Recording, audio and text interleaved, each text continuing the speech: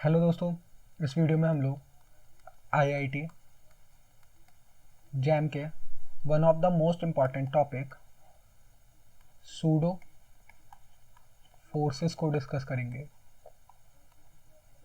ठीक है, pseudo forces बहुत इम्पॉर्टेंट टॉपिक है।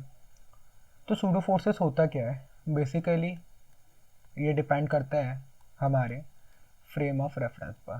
ठीक है, फ्रेम ऑफ रेफरेंस, या फिर हम इसे कहें most important frame of reference की जगह non inertial frame of reference. हम non inertial frame of reference क्या होते हैं? तो हम इन्हें कह सकते हैं एक्सक्लरेटिंग फ्रेम ऑफ रेफरेंस या फिर रोटेटिंग फ्रेम ऑफ रेफरेंस।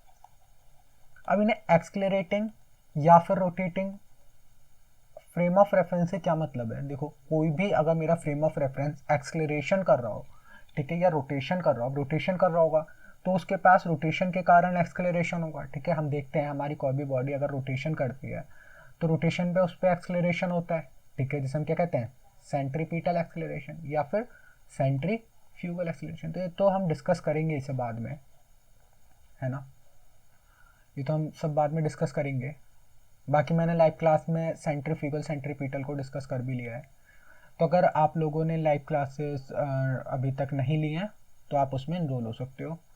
तो हमारा है non inertial frame of reference. Non inertial frame of reference हमारे दो टाइप के होते हैं। एक होता है एक्सलरेटेड फ्रेम ऑफ रेफरेंस। तो वो फ्रेम ऑफ रेफरेंस जो लीनियर एक्सलरेशन में हो, ठीक है, या फिर एक वो फ्रेम ऑफ रेफरेंस जो क्या कर रहा हो? रोटेशन कर रहा हो। ठीक है, जो किसी एक फिक्स एक्सिस के अबाउट क्या कर रहा हो? रोटेशन कर रहा हो, जैसे ये। ठीक है, ये फ्रेम ऑफ रेफरेंस क्या कर रहा है? रोटेशन कर रहा है। ठीक है, इस ओरिजिन के अबाउट। तो ये दोनों ही फ्रेम ऑफ रेफरेंस मेरे किस टाइप के फ्रेम ऑफ रेफरेंस हैं? ये दोनों ही फ्रेम ऑफ रेफरेंस मेरे non inertial frame of reference हैं।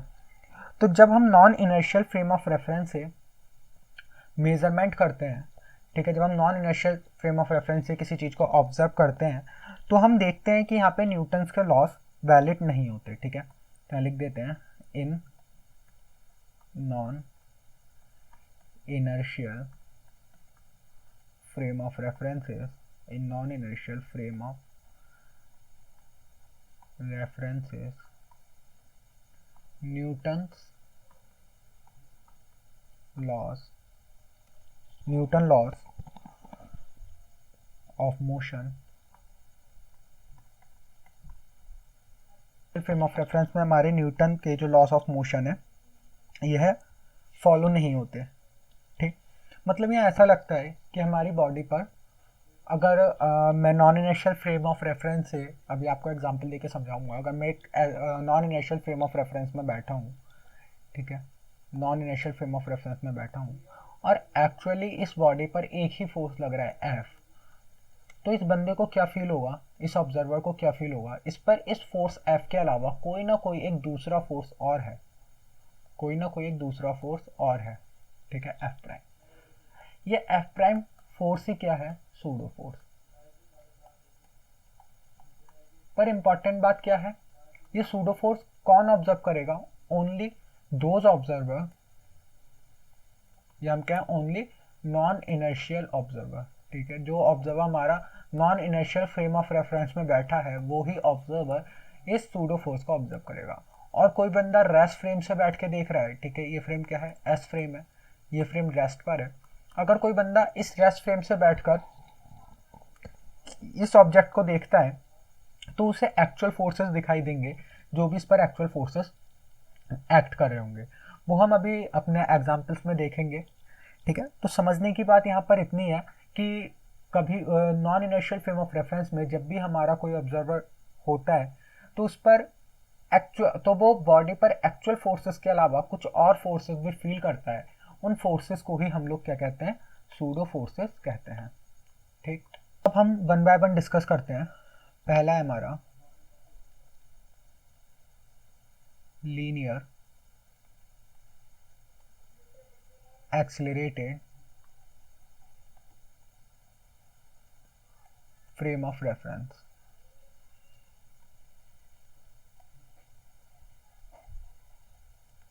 यानी कि ये मेरा फ्रेम ऑफ रेफरेंस जो है, ठीक, ये x, ये y और ये z, ये मेरा फ्रेम ऑफ रेफरेंस केवल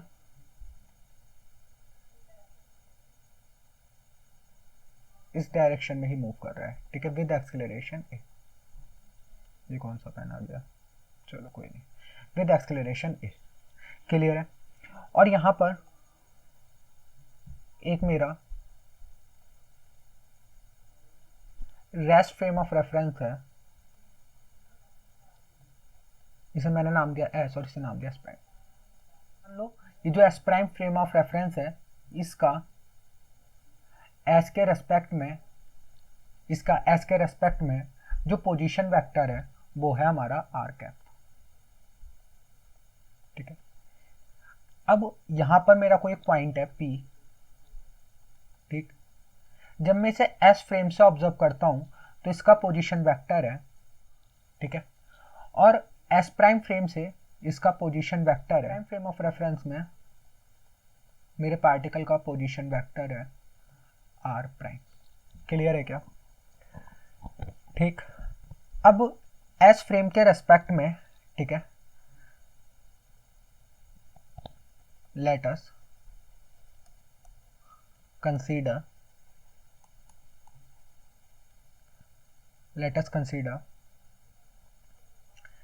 S prime frame accelerates with a not, ठीक है। तो मैंने क्या माना, ये जो मेरा S prime frame of reference है ये a नॉट एक्सेलरेशन से मूव कर रहा है। क्लियर है। तो अगर मैं इसका एक्सेलरेशन S फ्रेम के रेस्पेक्ट में लिखना चाहूँ तो मुझे साफ दिख रहा है इसका पोजीशन वेक्टर क्या है, किसका, S प्राइम फ्रेम के लिए डिस्कस कर रहे हैं, S prime frame with respect to S frame, ठीक है। S प्राइम फ्रेम को डिस्कस कर रहे हैं with respect to S prime frame with respect to S frame, ठीक है। तो S प्राइम फ्रेम को डिस्कस कर रहे हैं with respect to S frame. तो मैं देखता हूँ ये जो मेरा S प्राइम फ्रेम है ये S फ्रेम के रेस्पेक्ट में कितने पोजीशन पर है, मतलब इसका पोजीशन वेक्टर है यार, तो इसका एक्सेलरेशन क्या होगा, इसका एक्सेलरेशन को लिख सकता हूँ a naught equals to d2r upon dt square. इसमें कोई डाउट, क्लियर है। अब मैंने कंसीडर करा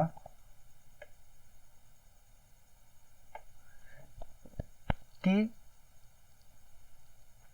एस फ्रेम में, ठीक है, एस फ्रेम में इस पार्टिकल पर, एस फ्रेम में इस पार्टिकल पर एक फोर्स एफ लग रहा है, इफ एफ, ठीक है, F is the force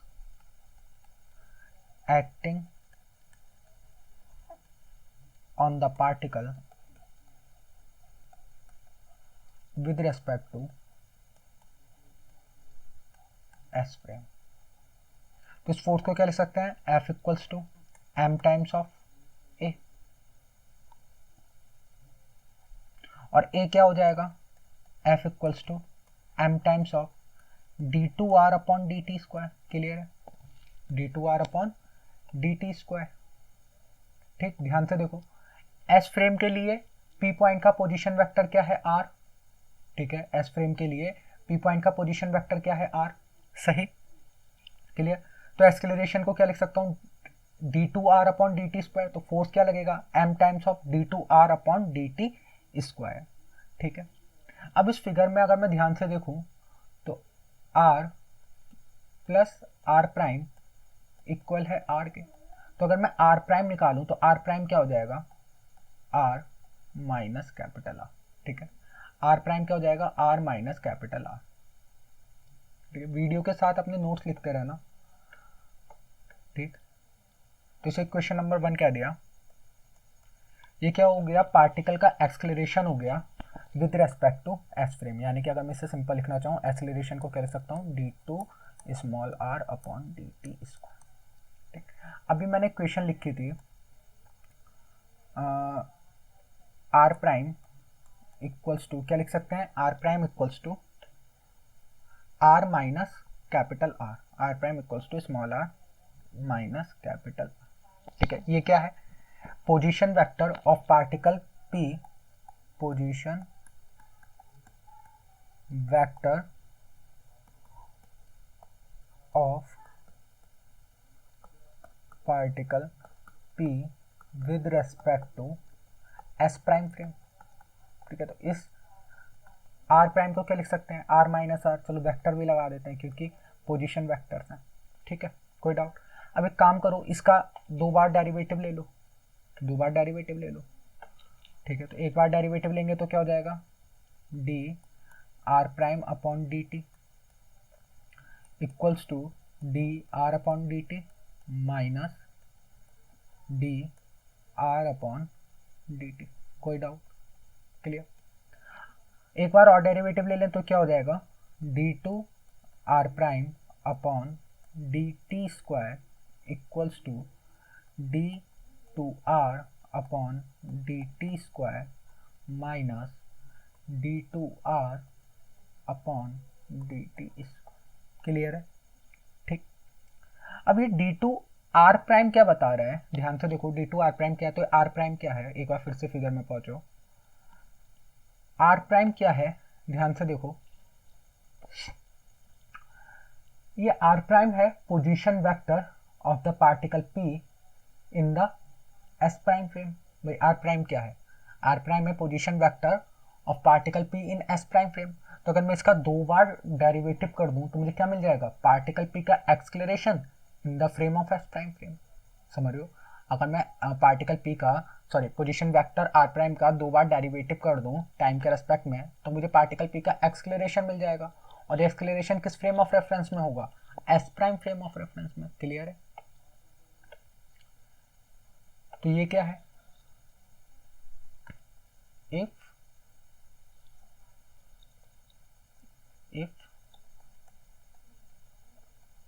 a prime be the acceleration of the particle in s prime frame, ठीक है। इस टॉपिक को बिल्कुल भी लाइटली मत लो क्योंकि टॉपिक अच्छे अच्छे को समझ में नहीं आता है, ठीक है, बहुत ध्यान से समझना, और फिर लास्ट में मैं ट्रिक भी बता दूंगा इन क्वेश्चन को सॉल्व करने की। फिलहाल तो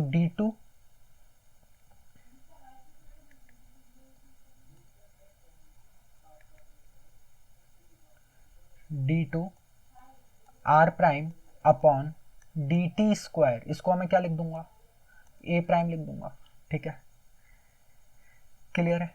d2r upon D T square क्या होगा, ये हमने अभी ऊपर देखा, d2r upon D T square, ये क्या है,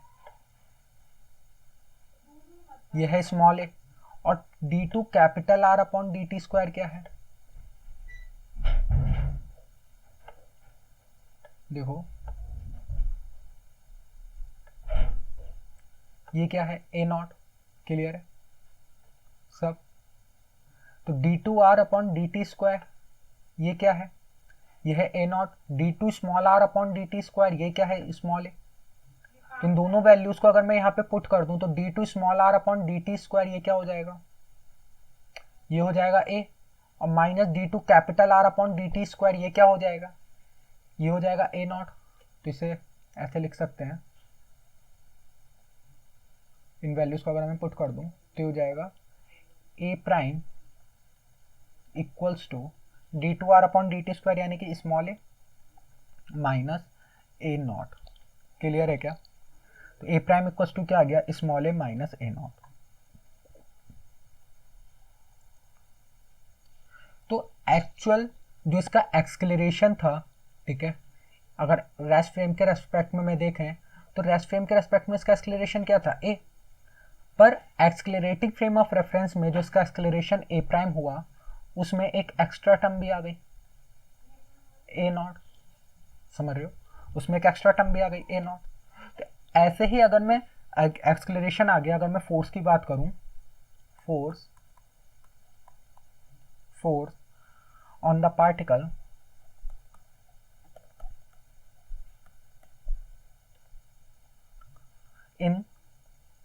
एस प्राइम फ्रेम,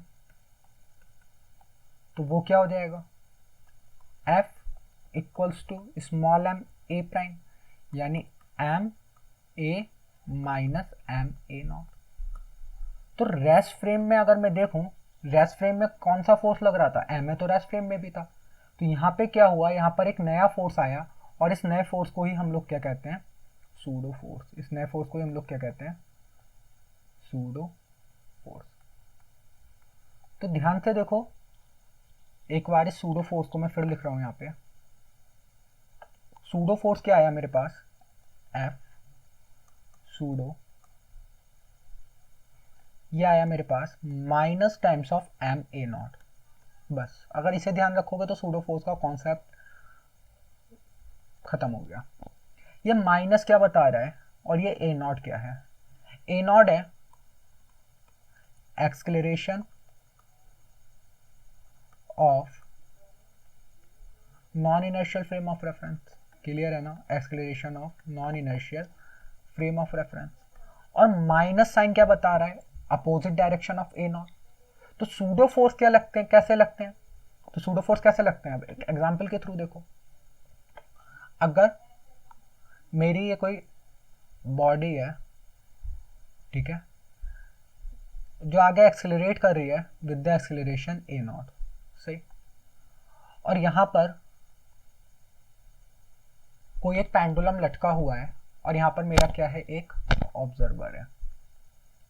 तो ये ऑब्जर्वर कहाँ है, observer non inertial frame of reference में। तो इस पे ये ऑब्जेक्ट क्या करेगा, इस ऑब्जेक्ट को क्या लगेगा, इस पे क्या लग रहा है, एक सूडो फोर्स लग रहा है। अब वो सूडो फोर्स कैसे लगाओगे, तो ध्यान से देखो, सपोज करो इसका मास स्मॉल एम है, ध्यान से देखना सूडो फोर्स कैसे लगाओगे। ये मेरी बॉडी कहाँ मूव कर रही है, आगे मूव कर रही है with the acceleration of A naught. तो क्या करो, इस एक्सेलरेशन की डायरेक्शन रिवर्ट कर दो, और इसी डायरेक्शन में फोर्स लगेगा एफ, पी लिख देते हैं सूडो फोर्स को एफ पी। तो ये एफ पी ही क्या है, सूडो फोर्स, और इसकी वैल्यू कैसे लिखेंगे, तो F P equals to minus times of M, M क्या है, इस बॉडी का मास, और times of A naught. Clear है, तो इसको क्या दिखेगा, इस बॉडी पर सूडो फोर्स कहाँ लग रहा है, इस डायरेक्शन में लग रहा है। अब कुछ एग्जाम्पल, एक लिफ्ट है, और ये जो मेरी लिफ्ट है ये ऊपर मूव कर रही है विद द एक्सेलरेशन ए, ठीक है, ऊपर मूव कर रही है विद द एक्सेलरेशन ऑफ ए, और इनकी सीलिंग से, सॉरी लिफ्ट की सीलिंग से मैंने एक बॉल टांग दी, ठीक है।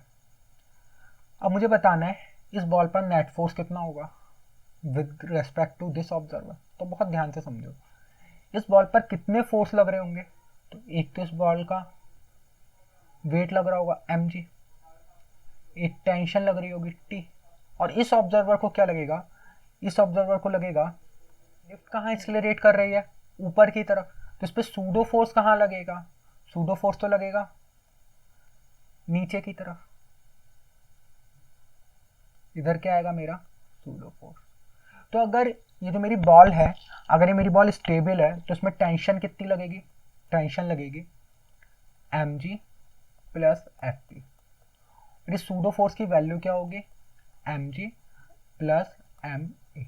अब कंफ्यूज मत होना कि एफ पी मैंने माइनस बताया, तो माइनस क्या बता रहा है, डायरेक्शन, और मैंने डायरेक्शन अपने आप कंसीडर कर ली। डायरेक्शन माइनस क्या बता रहा है, आपको डायरेक्शन कैसे लेनी है, इस ए नॉट के अपोजिट लेनी है। तो मेरा ए कहाँ जा रहा है, ऊपर की तरफ, तो डायरेक्शन क्या आएगी एफ की, नीचे की तरफ, तो इसलिए माइनस अपने आप वो डायरेक्शन में कंसीडर कर लिया गया। तो टेंशन क्या हो गई, m times of g plus ए।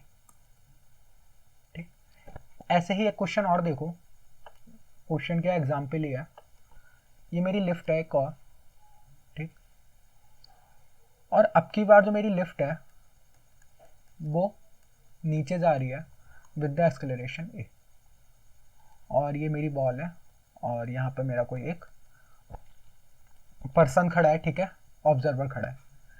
फिर से आपको टेंशन बतानी है कि ये रेस्ट पर है, तो इस पर नेट टेंशन कितनी है। तो ध्यान से देखो, इस पर नीचे फोर्स लगेगा mg, ठीक, ऊपर की तरफ टेंशन T। अब ये एक्सेलरेशन कहाँ है, नीचे की तरफ, तो सूडो फोर्स कहाँ लगेगा, ऊपर की तरफ, यानी कि क्या लिख सकता हूँ, T प्लस एफ पी, ठीक है, सूडो फोर्स को एफ पी से लिख देते हैं, तो T plus F P equals to mg, यानी टेंशन क्या हो गई, mg माइनस एफ पी, ठीक। तो M G minus F P की जगह क्या रखेंगे, एम ए। तो क्या हो गई, हमारी टेंशन हो गई। आई होप क्लियर हुआ होगा, ठीक। अब एक एग्जाम्पल करते हैं, ठीक है। ये सपोज करो मेरी कोई एक कार है, ठीक।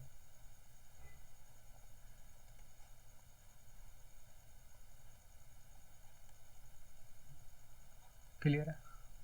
और इस कार में मैंने एक पेंडुलम लटका रखा है, ठीक। एक पेंडुलम लटका रखा है जिसका मास क्या है, स्मॉल एम। इस पेंडुलम का मास क्या है, स्मॉल एम। क्लियर है। और इसकी लेंथ क्या है, एल। इस स्ट्रिंग की लेंथ कितनी है, एल है। सही।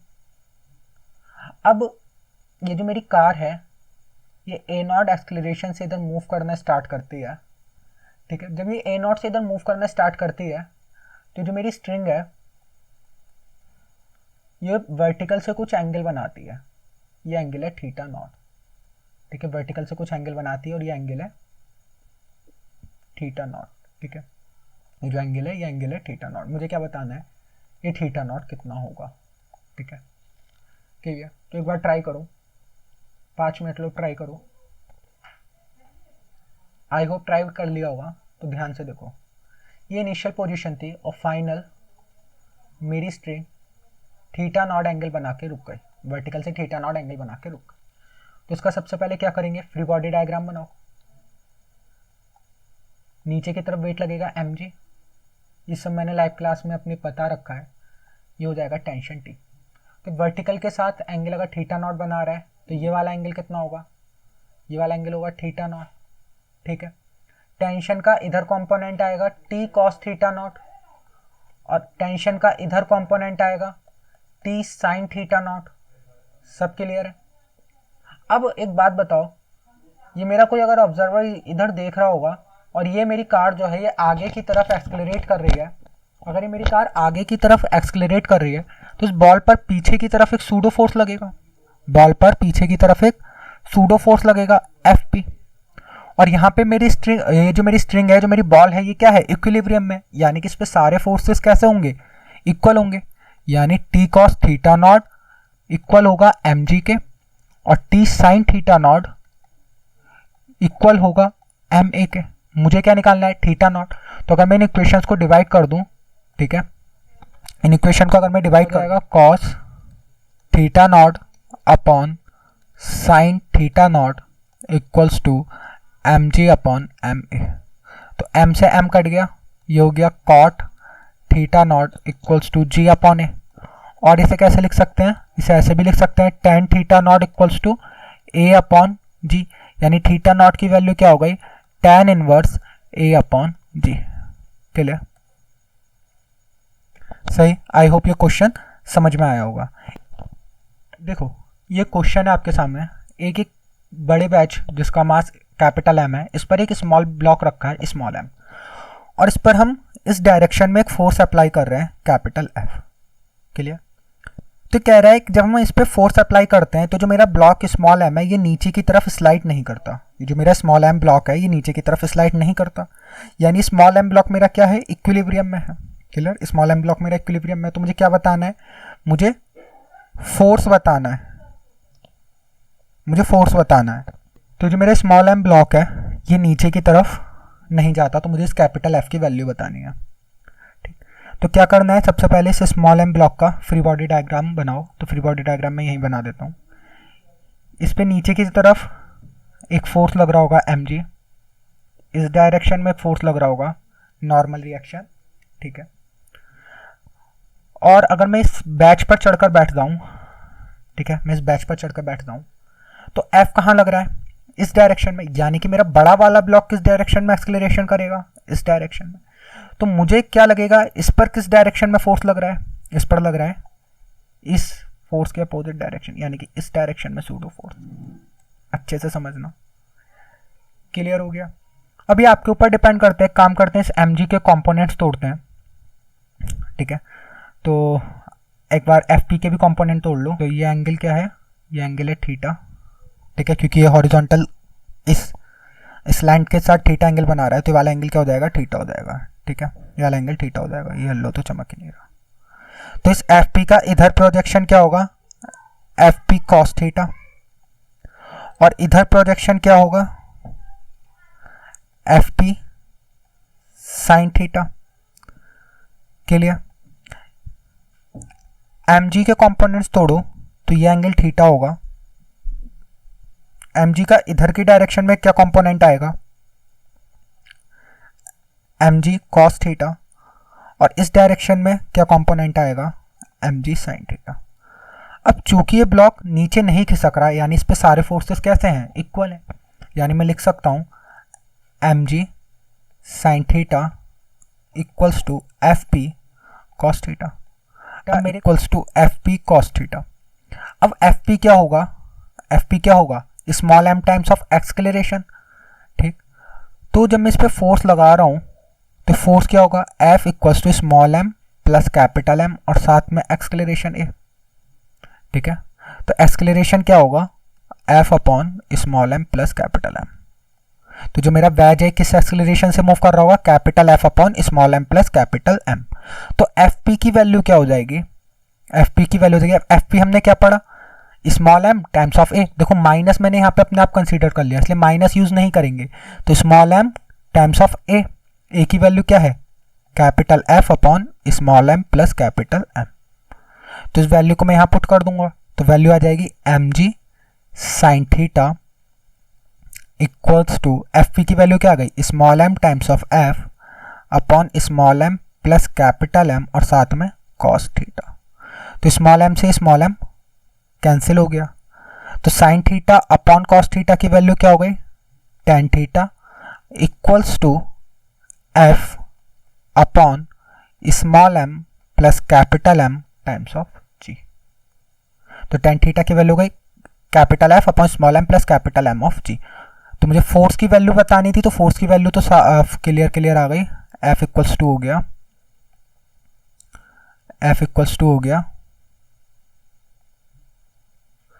Small M plus capital M times of G ten theta. तो सिंपल सा क्वेश्चन था, ठीक। थोड़ी लंबी हो जाएगी, नेक्स्ट क्वेश्चन हम लोग नेक्स्ट वीडियो में डिस्कस करेंगे। अभी कुछ क्वेश्चन और डिस्कस करेंगे, उसके बाद हम लोग सेंट्रीफ्यूगल और कॉरियोलिस फोर्स पे चलेंगे, ठीक है। Okay, thank you.